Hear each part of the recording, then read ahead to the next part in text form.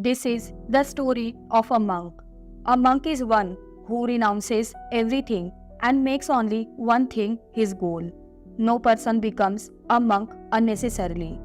There is a big reason behind becoming a monk. There was a big reason behind a person becoming a monk.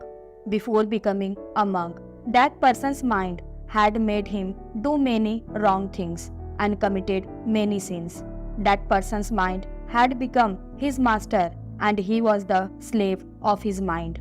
Even after getting all the happiness, comfort, and opulence of life, that person had immense pain in his mind, and this mental pain made him a monk.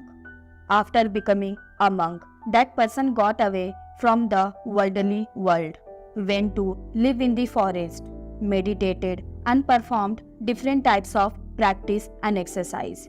He ate by begging, lived in solitude and silence, but still, that person's mind was not at peace. He remained restless and troubled inside. One thing is to be understood here, that this starting point of meditation or any spiritual practice can be started only when our mind is calm, when our mind listens to us. But that monk's mind was neither calm nor listening to him. At the end, he gave up thinking that it is impossible to control the mind. But then, one day, that monk met a person who is neither a monk, neither he looks as an intelligent person. He was just a simple shepherd, tending his sheep in the woods. That shepherd came to that monk and asked him, "Can I help you? You seem very upset. I have been watching you for the past several days. You are very restless. I can help you if you want." After listening to the shepherd, the monk said, "How can you help me? You are a worldly person who indulges in his illusion." Hearing this, the herdsman said to the hermit, "I can help you. I know how to control the mind." Hearing this from the mouth of the shepherd, the hermit laughed out loud and said, "What did you say? So you know how to control your mind." "I gave up everything, came and started living in the forest. Still, I am a slave of this mind of mine. And you are saying that you can control it." That shepherd said, "To control the mind, it is not necessary to give up everything, nor it is necessary to live in the forest. There is only one thing that is important to live." The hermit asked, "What is that one thing?" The cowherd told the hermit, "That one thing is wrong information. Whatever information has gone into us till today, it has created our mind." The hermit asked the cowherd, "But how?" That shepherd started explaining. "Suppose you have never eaten apple in your life till date. You don't know anything about the taste of apple. So can you ever feel like eating an apple? No, right? That's why our mind is made up of information." That monk got impressed by that shepherd's talk and said to him, "Can you explain in some more detail about this?" That shepherd said to that monk, "If you want to control your mind, now listen to my words carefully. You can control your mind only when you are able to see the root of your mind. The mind is made up of information, and there are 5 gateways of information in our body. First, eyes. Whatever we see with our eyes, good or bad, all that keeps on getting stored in the memory of our mind. Whatever our ears hear, it is also sown in the form of seeds in our mind.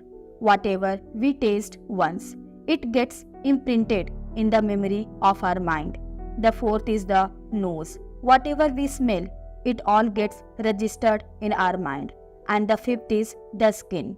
Whatever we touch, its memory gets imprinted somewhere in our mind. Whatever information goes inside us through these 5 physical doors, that information gets accumulated in the form of seeds and gradually becomes a tree. Our mind is like the soil in which the seeds are sown, and our intelligence is like the farmer who sows the seeds. If our intellect sows the seeds of wrong information, considering them as the seed of correct information, then when that seed becomes a tree in the future, it will spoil you. Your mind is not under your control because you have already sown many wrong seeds in your mind, and now those seeds have become big trees. That monk asked the shepherd, "Then what should I do? Till now I have sown many wrong seeds in my mind and cannot take back those seeds that you have spoken about." That cowherd said to that hermit, "Till now you were unknowingly sowing the wrong seeds, but now deliberately start sowing the right seeds. What if thousands of seeds are wrong inside? Get ready to sow millions of right seeds from now on.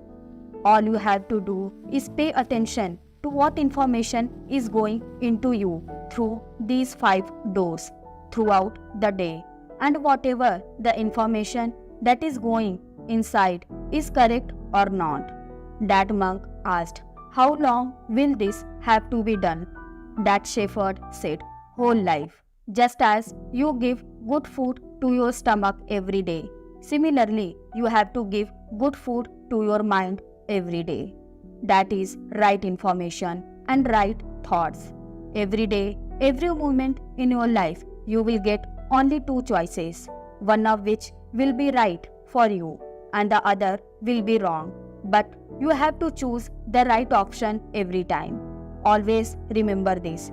Pain may arise within you while making the right choice, but that pain will last only for a short period of time.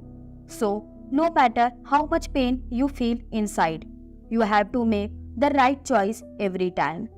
Every time you choose right, you sow a right seed within yourself. And the day the number of right seeds inside you will exceed the number of wrong seeds, that day your mind will be in your control. But for that day, we have to continue our efforts from today onwards." That monk understood the point of that shepherd